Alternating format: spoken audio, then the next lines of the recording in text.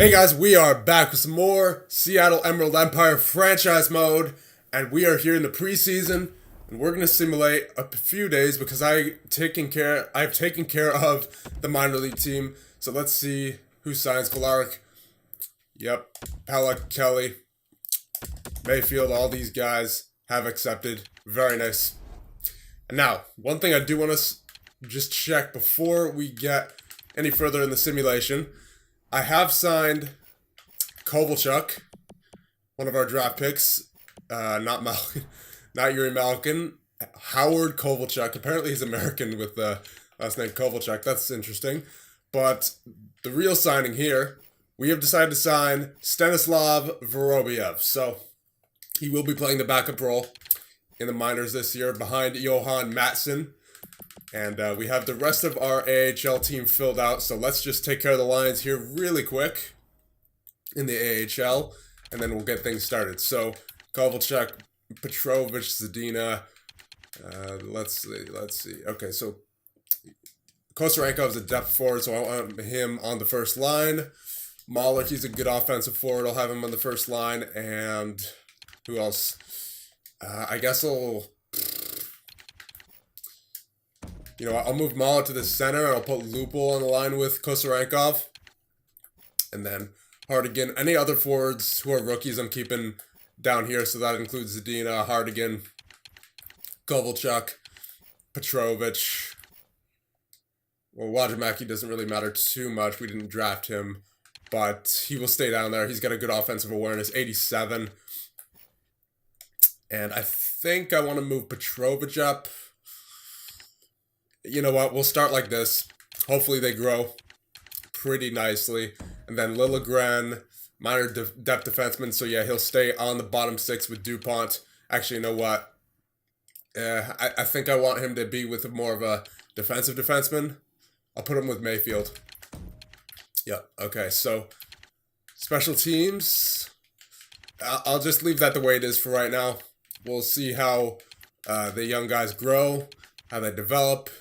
If they get better, then maybe we'll give them some power play time, like get to 74, 75 or something like that. So Kosarenkov should already be on the power play for sure.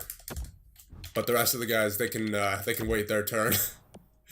I don't know if that's gonna help or hurt their development or not, but as of right now, I want to keep guys in their roles. And Kosarenkov is a depth forward, so he should be on the power play.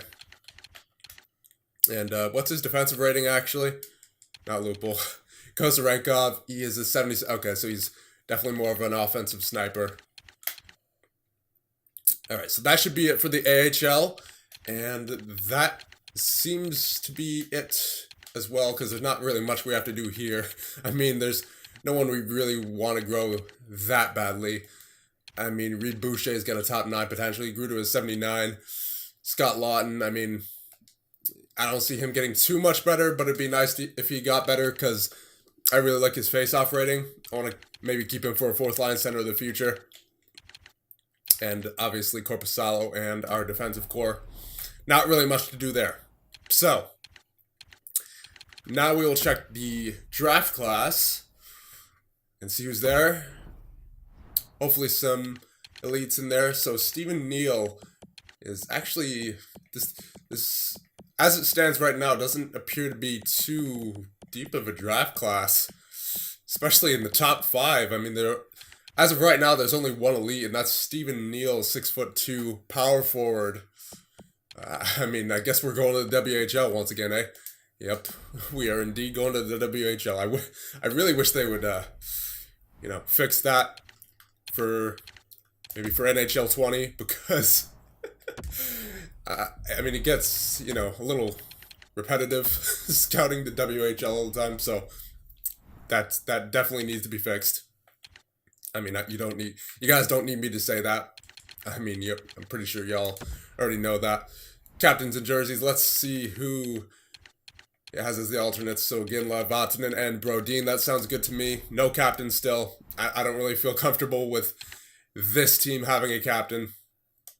So we will simulate up to the preseason, and we will just sim right through it because I'm not going to be playing any of these games. Not while our team is is this bad. I mean, we might watch a game or two, but definitely nothing in the preseason. Nothing to take up our time more than it needs to be taken up. So, yeah, we seem to be doing pretty well in the preseason right now, but as you all know, preseason does not matter whatsoever, so we're just going to go right past it. Come on now, finish up against Vancouver. That's going to be a 4-3 loss. We're going to go right to the regular season. And that is going to be a win for the Oregon Trail in their first game. How'd they do? 5-2 win against the Hartford Wolfpack. Not bad at all. So, let's do the first month of simulating, and let's see how we do. Game against Dallas. 5-3 loss. Just the way we wanted. Yep, here we go. Here's the tank. First win of the season is against the Islanders, and Chad Kaloric's been injured. He is in the minors. I'll just do assistant coach replaces player. Don't need to be worried too much about the minor league injuries unless it's for a rookie. Joel Longfist, replace player. Pretty sure he's in his late 30s. Overtime win, 5-2 loss. There you go. Longfist is available. You know what? Just continue. San Jose has been a 42 win. Yeah, sure. Replace player. Must have been some minor injuries there for Oregon. And yeah, we'll scout defenseman now for WHL, 6 weeks. Florida, Columbus, come on, get some losses in there, boys. Oh man, 5-2 win, the 3-2 loss against Columbus. So 4-4-1 in the first month. I don't know what to think of that. I thought we would be doing. Okay, how does? I'm not even gonna question it. JT Brown with 15 points in 9 games. I mean, that is all-star status right there. He's already almost halfway to the amount of points he had total last year, and we're only 9 games in, so I have no idea what's going on right there. I guess it must be Philip Deneau's point per game as well, and then Connor Brown, 7 points, not half bad either, so I don't really know what's going on right there, but that is something. And Corpusalo with an 880 save percentage, that is unfortunate, but that is, as you all know, probably not all his fault. Probably hasn't gotten too much help from his defense. But on the other hand, he's gotten a lot of goal scoring help from JT Brown, apparently. So we'll go one more month. We'll see what happens. I don't know. I'm not really expecting too much. But mainly what I'm expecting is for JT Brown to stop the scoring pace. Man, he is on fire, and for some reason we're winning more than we're losing right now, and that is kind of concerning because we're trying to go for that tank, but the game just doesn't want us to do it. We are 7-6-2. All right, there's a loss against Washington, 4-1, and all right, there you go. Overtime win against the Tampa Bay Lightning makes absolutely no sense. 4-3, and then there's a nice loss there against Montreal, and then Vancouver. They're pretty good. Can we get a loss against them? No. Devontae Smith-Pelly's been injured. Roster moves. We will call up someone from the AHL. We'll call up someone not relevant to their success, just so we can tank a little more. Yeah, sure. We'll have a defenseman play for the third line right wing. We'll slot in the Stevens. That'll help up the tank a little more. And you know what? Oh, you know what? I just noticed. I'm pretty sure that automated goaltending rotation is off right now, so we'll get rid of some games. That'll help the tank a little bit. There you go. 4-0 loss. There you go. We're starting to lose some games now. All right, we'll go one more month with Rittich as the main goaltender. And I'm not going to turn on auto-rotate goalies either because, again, that'll probably hurt the tank. Yeah, I gotta get Smith Pelly in there. He's still got potential. Scouting assignment. Let's go for goaltenders now for 1 month, and then we'll scout somewhere else. 5-4 win against the Boston Bruins. Was not expecting that. Loss against Vegas. And loss against the Flyers. And Petrovich has been injured with a sore foot. That hurts.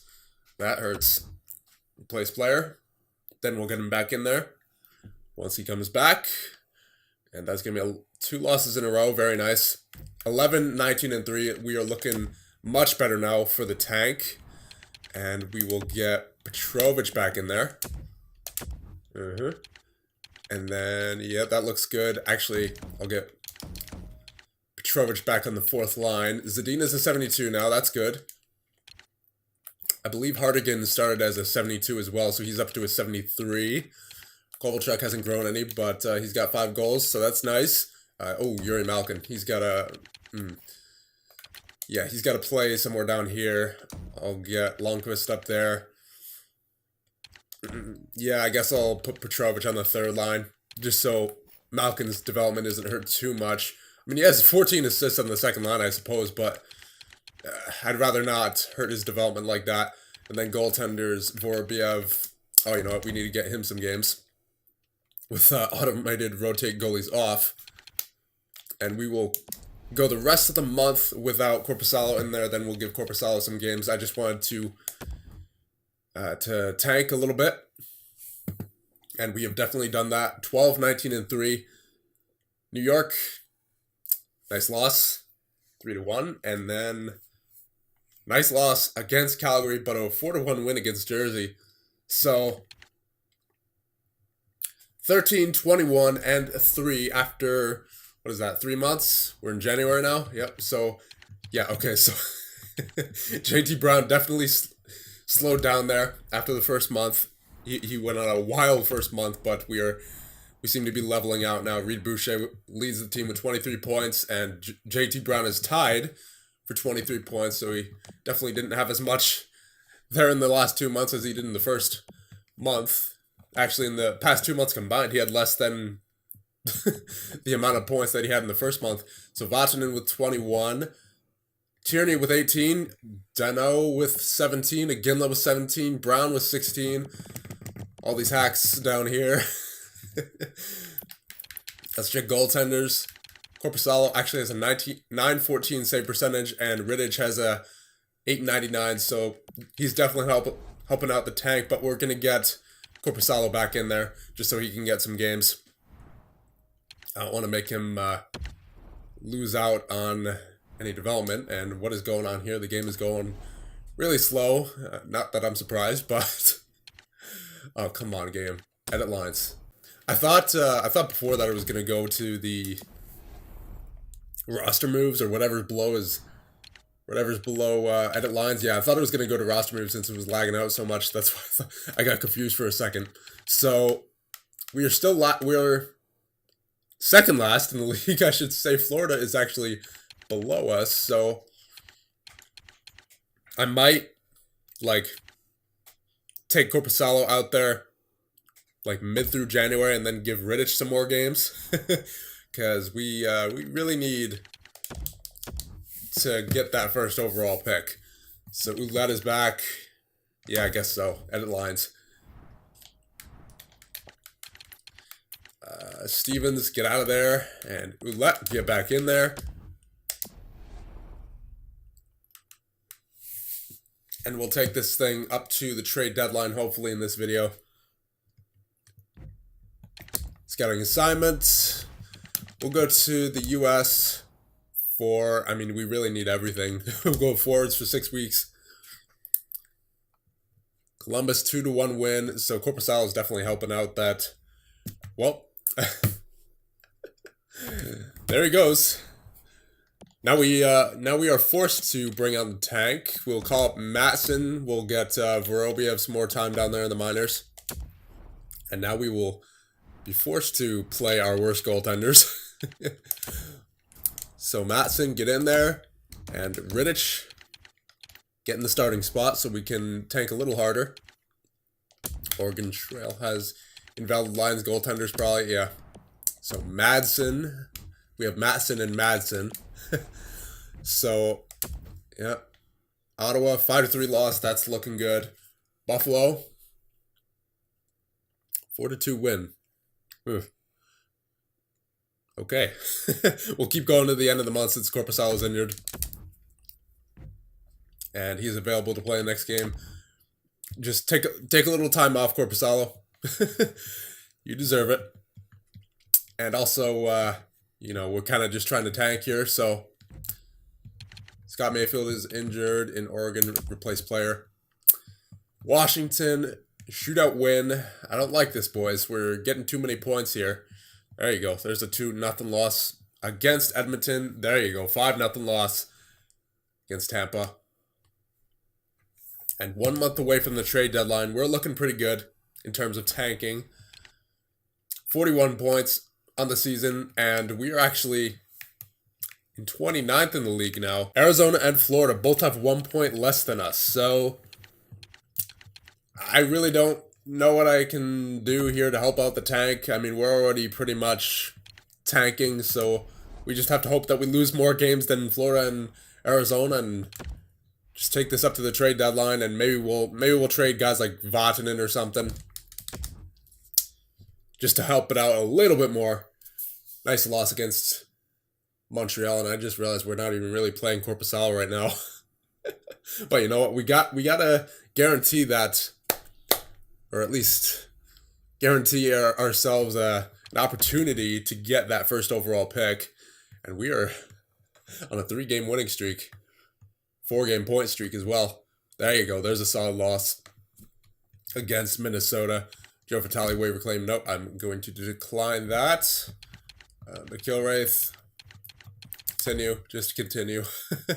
No need to put McIlwraith in there. 8-0 loss against St. Louis. That's what I'm talking about. And Russia, 4-6 weeks. All right. Colorado, 5-0 loss. There you go. We're really tanking hard now. 6-3 loss. That's what I like to see. And a win against Vegas. So I'm not sure what's going on there, but we come back with a loss and then another big win against Arizona of all teams. We couldn't have done that against another team. That's unfortunate. Because as Arizona is one of the teams we are competing with for the top pick. And as we saw in the draft, oh yeah, Arizona. I don't know if we're catching them. They're already way down there at 21 wins, 46 points. Let's check out the draft class once more before we end the video, because I really want to know what the status of the draft class is. And if it's not great, then I might hold off on trading Vatanen. Okay, so we do have some different names up here. So remember, this guy, Stephen Neal, was at the top of the draft class when the year started. But now we have guys like Tommy Hurd and Evan Black, Nathan Woodworth. There's Nolan Foote right there. Then there's Pete Boychuk. Okay, so we seem to have some more options there. But I think I'll hold off on trading Vatanen until the draft. Just because I feel like he could add some real value to any trades we want to make there.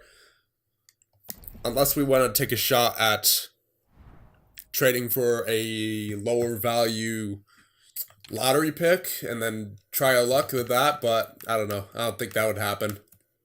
See who's growing. JT Brown is apparently up to an 80 overall with the season he's having. Derek Pouliot is up to a 79. That's good. Good growth out of him. Let's check the minors. So Popovich up to a 58. Humphrey up to a 59. Hopkins up to a 57.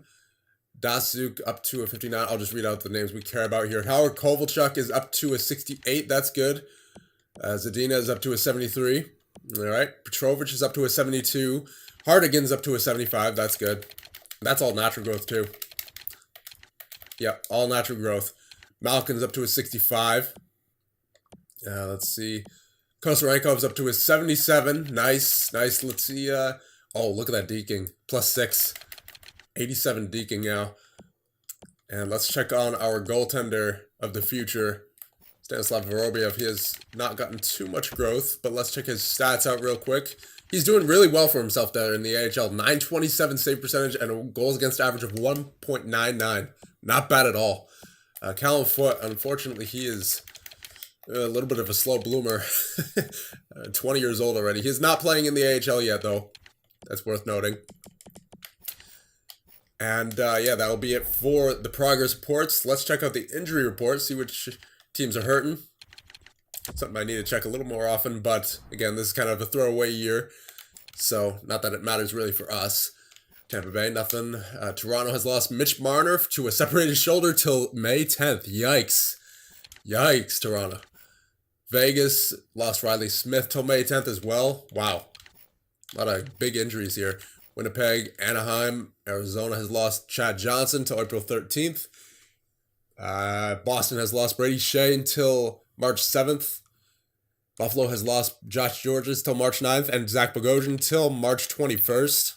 Carolina has lost Matt Hunwick to a sore shoulder till March 5th, I should say. Chicago, nothing. Colorado has lost Tyson Barrie till May 26th with post-concussion syndrome. Yikes. Dallas, nothing. Florida has lost Aaron Ekblad until May 26th. Yikes, probably a concussion right there.